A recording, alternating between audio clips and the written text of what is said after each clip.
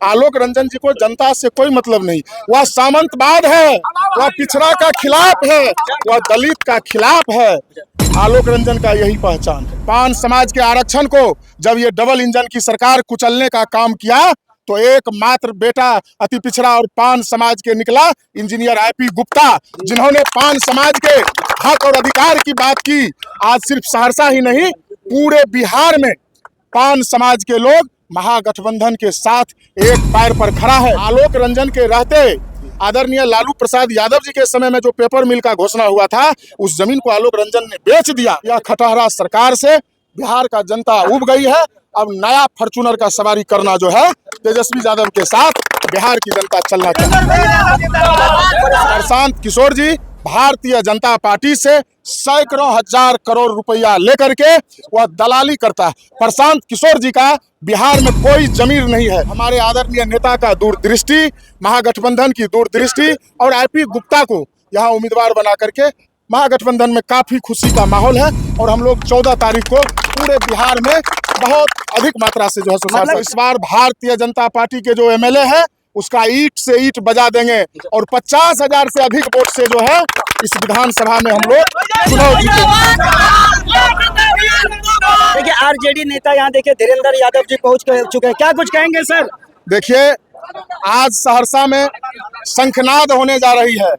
ये जो double engine की सरकार, यहाँ के भ्रष्ट विधायक, भ्रष्ट सरकार के खिलाफ महागठबंधन की ओर से एक मजबूत और सशक्त उम्मीदवार बिहार के नेता आईपी गुप्ता जी यहाँ पहुंचे हैं।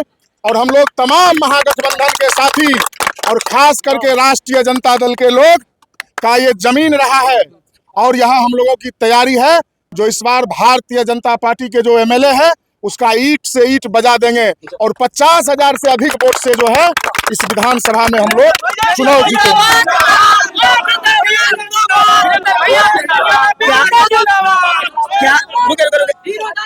क्या कुछ ऐसा लगा सर? आप बोल रहे हैं महागठबंधन के मजबूत उम्मीदवार आईपी गुप्ता में ऐसा क्या कुछ लग गया सर? देखिए आईपी गुप्ता जी एक नाम मात्र है। अच्छा, आईपी गुप्ता जी हम हैं। आईपी गुप्ता जी ये मेरे कार्यकर्ता हैं।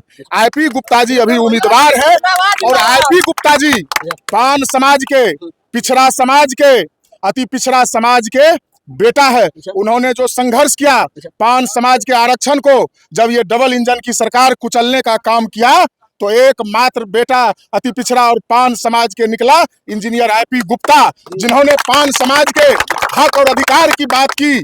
आज सिर्फ सहरसा ही नहीं, पूरे बिहार में पान समाज के लोग महागठबंधन के साथ एक पैर पर खड़ा है।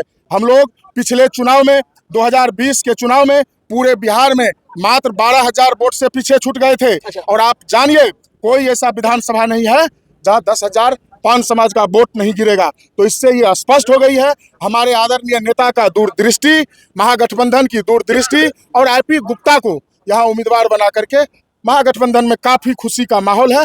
और हम लोग 14 तारीख को पूरे बिहार में बहुत अधिक मात्रा से जो है मतलब कहा जाए कि आलोक रंजन जी को एनडीए उम्मीदवार को आईपी गुप्ता टक्कर दे सकते हैं। आलोक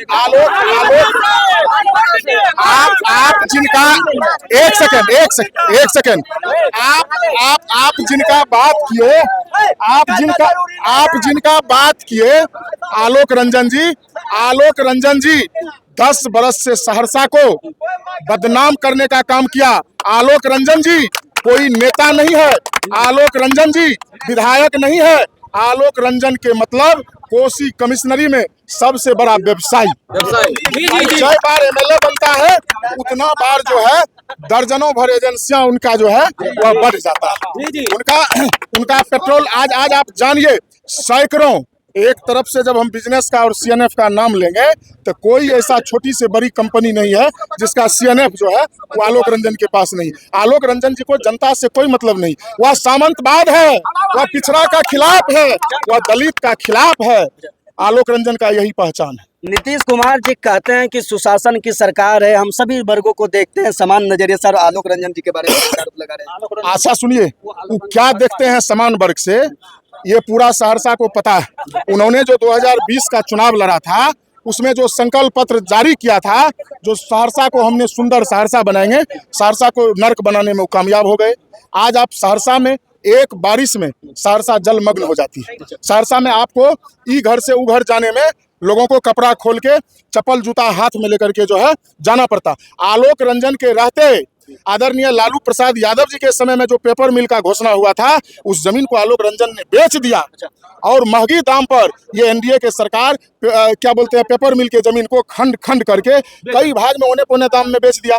ये भारतीय जनता पार्टी का षड्यंत्र है। आप जानते हैं जो यहाँ पर जो है अडवाणी को बिहार में एंट्री हो गया है और सस्ते दाम पर, यानी 1 बीघा जमीन को जो है मैंने औने पौने 1 रुपया दाम में सैकड़ों एकड़ जमीन देने की बात चल रही। ये क्या है?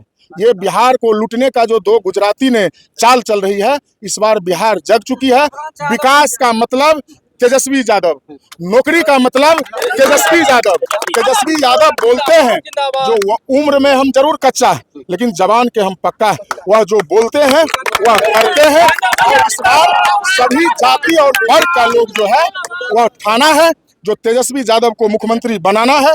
कोई जात पात का बंधन नहीं है। यह खटहरा सरकार से बिहार का जनता उब गई है। अब नया फॉर्च्यूनर का सवारी करना जो है तेजस्वी यादव के साथ बिहार की जनता चलना चाहती है। प्रशांत किशोर जी कहते हैं कि जो खुद जो 9वीं फेल है वो बिहार को क्या चलाएंगे। प्रशांत किशोर जी एक मैनेजमेंट करता है। प्रशांत किशोर जी भाजपा का बी टीम है। प्रशांत किशोर जी भारतीय जनता पार्टी से सैकड़ों हजार करोड़ रुपया लेकर के वह दलाली करता है। प्रशांत किशोर जी का बिहार में कोई जमीर नहीं है। प्रशांत किशोर जी का राजनीति कोई हस्ती नहीं है। प्रशांत किशोर जी आज तक पैसा लेकर के कभी बंगाल में, कभी दिल्ली में, कभी कर्नाटक में, कभी उड़ीसा में मैनेजमेंट का काम किया है। प्रशांत किशोर यहाँ नहीं चलेगा। प्रशांत किशोर कुछ नहीं है। प्रशांत किशोर जी जो है बीजेपी का बी टीम है। हम यही कहेंगे, उसको कहीं कोई जनता लाइक नहीं कर रही है। प्रशांत किशोर जी अकेले सरकार बनाने की बात कर रहे हैं और बात करते हैं कि प्रशांत किशोर जी कुछ नहीं है। सरकार अगर देखिए, सीट ले आएगा तो महान समझेंगे उसको। अगर 10 सीट ले आया है, सुनिए, अगर वो प्रशांत किशोर अपने कहा, सुनिए आज सवेरे न्यूज में कहा प्रशांत, अगर हमको 10 सीट भी आ जाएगा तो किसी से मिलेंगे नहीं हम। और वो नटवर लाल बनना चाहते हैं, समझे, कठपुतली बनना चाहते हैं। ये सब बिहार में धोखोसला नहीं चलेगा। ना कोई इतिहास है उसका बिहार में, ना कोई जनाधार है उसका। इसलिए हम कहना चाहते हैं, कहना चाहते हैं आपको, जैसे बिहार एक ऐसे सरजमीन है जहाँ पर कि जो उड़े हुए पक्षी को हल्दी लगा देता है, तो वही प्रशांत किशोर को लगा दिया जाएगा इस बार बिहार से, ताकि फिर भी बिहार बता दर्शन नहीं करेगा वो। वाकई सर हल्दी लगा दिया जाएगा प्रशांत किशोर को। प्रशांत किशोर कोई आइटम ही नहीं है।